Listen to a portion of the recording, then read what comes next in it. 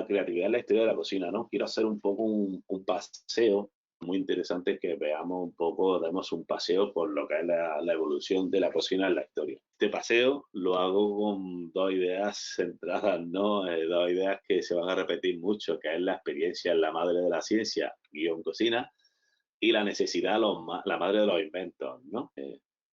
Un poco un resumen, o el titular que yo daría a lo que es a la historia de la cocina y de la gastronomía para mí es la búsqueda sobre todo de técnicas para mantener más tiempo los alimentos, descubrimiento de nuevos productos y lo más fáciles posibles de reproducir, ¿no? Para cada vez más, comer más y tener más cantidad. Y en un tercer aporte, los nuevos sabores y la nueva variedad de los productos que se comen, ¿no? Como ya dije antes, esta necesidad humana, ¿no? De la comida es una necesidad, pero también es un placer. Y esto se ha visto desde los orígenes de los homínidos, ¿no? Siempre se han intentado buscar nuevas formas o nuevos sabores, nuevas formas de degustar, ¿no? En la época, digamos, final de Roma, como todos sabéis, no fue así de la noche a la mañana, ¿no? Fue más que un final, fue un proceso de degradación del norte, ¿no? Visigodos, vikingos, germanos, fueron bajando terreno, ¿no? Conquistando terreno de que iba de la desintegración de Roma. La diferencia del estilo romano al estilo, digamos, germánico o vikingo es que estos pueblos germánicos no tenían una unidad per se. También imponían más sus tradiciones, que bien con la tradición culinaria que va siguiendo en esta época, ¿vale? También básica es que en estos pueblos son más de la casa, no tenían mucha tradición de ganadera y poca cultura agrícola, más la autarquía, los pequeños reinos o pequeños feudos, donde iba un poco más, hay un retroceso en la gastronomía, digamos, y en la historia en general. La máxima aportación, digamos, sería pues eso, la afición por la hortaliza, las frutas, la casa, el concepto de la idea de la Edad Media en general.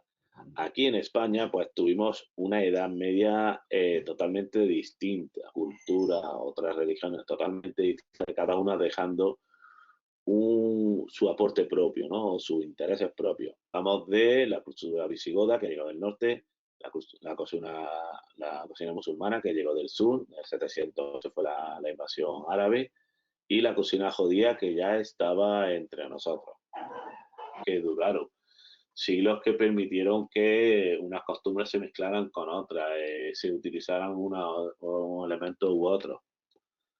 Veáis la influencia, ¿no? Y de cómo las costumbres religiosas han afectado de algún u otro modo en la gastronomía. Vamos a hablar un poco de la cocina árabe, ¿vale? La cocina árabe, la expansión del Islam por el Mediterráneo provocó una revolución. Además, bueno, antes que explicaros esto, no sé si conocéis un poco lo que es la historia de la ruta de las especias, ¿no? Va un poco en paralelo a la historia de la gastronomía, porque las especias han sido vitales en la historia de la economía, digamos, en la historia de la economía, y eso porque por su labor que tiene de conservar los alimentos.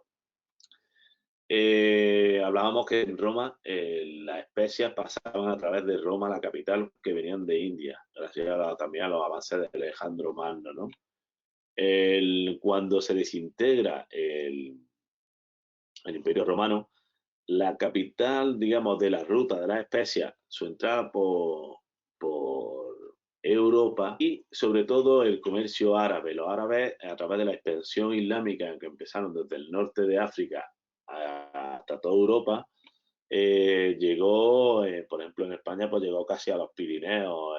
Italia también superó, no llegó, pero se quedó a puertas de la media bota, ¿no? De Roma. Eh, Porque dominaban también lo que es la ruta de las especias, muy importante sobre todo para el comercio. Quien dominaba la ruta de las especias dominaba el mundo, entre comillas, en ese momento. Luego veremos que cambiaría por esta ruta de las especias, cambiaría por el descubrimiento de América. Obviamente los árabes nos trajeron otra nueva ruta de las especias y no era a través de Roma, sino la que ellos tenían por Damasco. Sobre todo a favor de uso de las especias, ¿no? Y tradición en el uso de las especias. De la introducción del mundo árabe fue en que buscaban también alimentar más y mejor a la población con elementos obviamente económicos, como el aceite o el trigo o el uso de la pasta. Árabes fueron los verdaderos introductores de la pasta, lo que hay en Europa. Por los dulces, las almendras, los menudillos de aves, influyó en la cocina hasta Centro Europa. Cocina árabe, ¿no? Ese uso de las especias, ese comino, esa riqueza, ¿no?